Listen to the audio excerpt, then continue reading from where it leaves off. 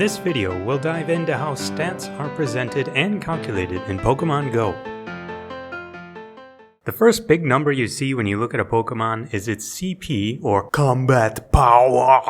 While it is an attempt to capture how strong a Pokemon is in a single number, in practice it ends up being rather ambiguous and unhelpful. It is also calculated in a very complicated way, which makes it difficult for players to make sense of. To better understand what CP means for us as players, we need to dive deeper into understanding how the game's stats come together. Although you can't see this information, each Pokemon has a level between 1 and a maximum of 40. When you power up a Pokemon, it gains half a level. A Pokemon's level is limited to the trainer's level plus 2. Therefore, if you're not at least level 38 yet, but you catch a high-level Pokemon, you may not be able to fully power it up until you yourself gain more experience. All Pokemon have base stats which generally capture the power of a given species. Base stats are derived from the main series of Pokemon games. For instance, all Bulbasaurs have the same base stats, but Bulbasaur and Charmander have different base stats. Therefore, we can use base stats to understand the relative power and strengths and weaknesses of different Pokemon species. On top of the species-based stats, we have individual values, or IVs. The IVs reflect the variation in stats that individual Pokemon have. Hence, even though all Bulbasaurs have the same base stats, they can have different IVs. Thus, we can use IVs to compare the relative power of Pokemon within the same species. In Go, IVs are broken down into 3 values: attack, defense, and HP, or stamina. When we look at the current version of the appraisal screen for a Pokemon, we see a breakdown of the IVs. Each stat has a value between 0 and 15. As you are catching new Pokemon, it is also easy to visualize the IVs by counting the little notches in each stat. Thus, you can compare 2 monsters of the same species to determine which one has the most potential. Take note that this potential is only realized at a given level with all else equal. For instance, a low IV Pokemon at a high level will still be stronger than a high IV Pokemon at a low level.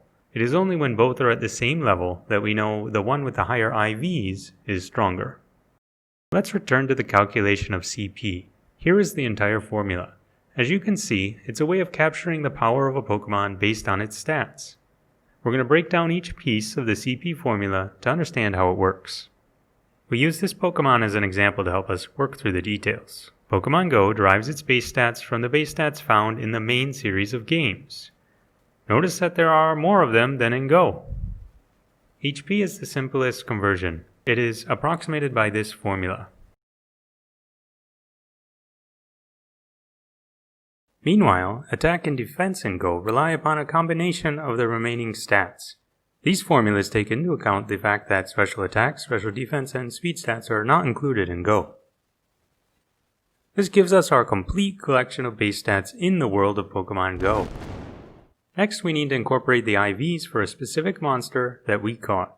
In addition, we will use the value called the CP multiplier. Based on the level of our Pokemon and how much it costs to power up, we can just look this up in a table. Back to the stats. The basic conversion formula for a Pokemon is the base stat plus the IV times the CP multiplier. Let's calculate the attack, defense, and HP of our example Pokemon. Now we have the stats for our particular monster at its current level. At last, this allows us to calculate the CP. The CP equals the attack times the square root of the defense times the square root of the HP, all divided by 10.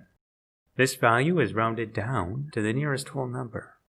Wonderful! It matches what is shown in our game. Now you know where your CP values come from.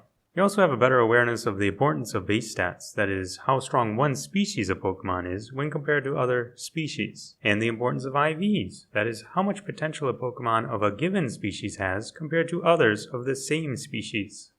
Ultimately, CP gives us a very rough picture of how strong a Pokemon is, largely based upon its current level, rather than its potential or its strengths and weaknesses relative to other Pokemon. Thus, if you want to take a more serious look at comparing Pokemon for advantages in raids or PvP, you're better off digging a bit deeper into the base stats, IVs, type matchups, and damage calculations. On the other hand, if you just need to throw something out there that will have the best chance at survival, bigger is better.